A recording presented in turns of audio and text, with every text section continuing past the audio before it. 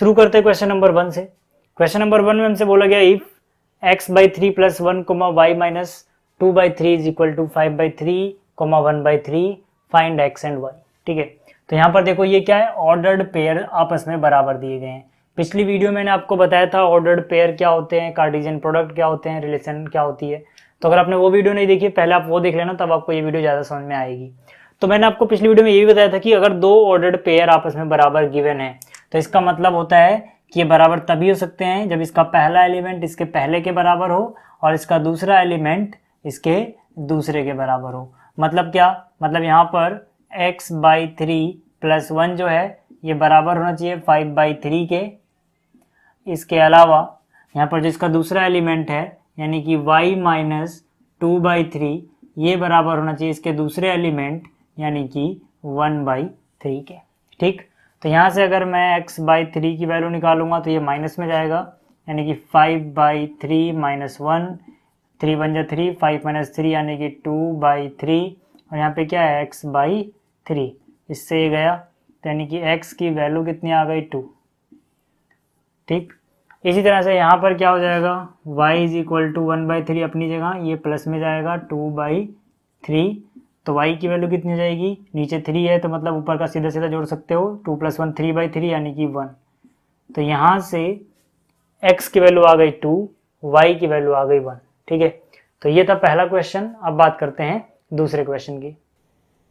अब देखो जो क्वेश्चन नंबर 2 है इसमें हमसे बोला गया if a has 3 elements and set b = 3, 4, 5 then find number of elements in Cartesian product of a and b, यानी a क्रॉस b में कितने एलिमेंट होंगे ये हमें बताना है। तो यहाँ पर देखो number of element in set a कितना दिया गया है 3, इसके पास 3 एलिमेंट है। इसी तरह से number of element in set b आप काउंट कर सकते हो 1, 2, 3, इसके पास भी कितने एलिमेंट है 3।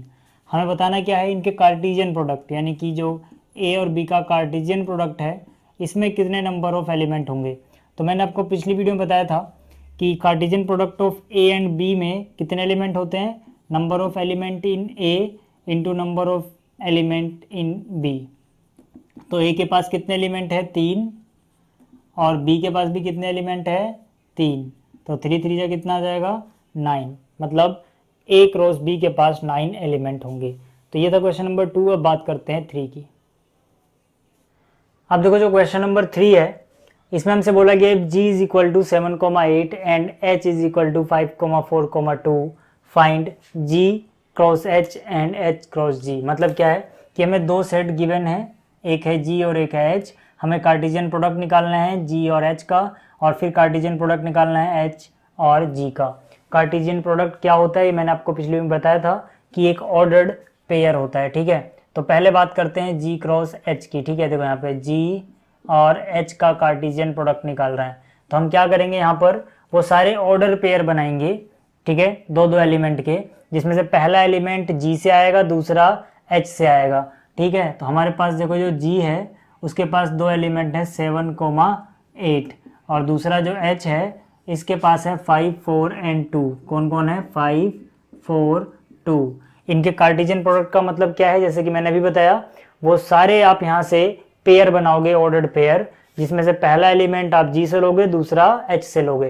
तो पहला अगर मैंने यहाँ से लिया 7 तो दूसरा मैं क्या लूँगा 5, तो 7,5 पहला आ गया। इस तरह से 7, 4 एक और पेयर बन जाएगा। ठीक है, इसी तरह से 7, 2 एक और पेयर बन जाएगा।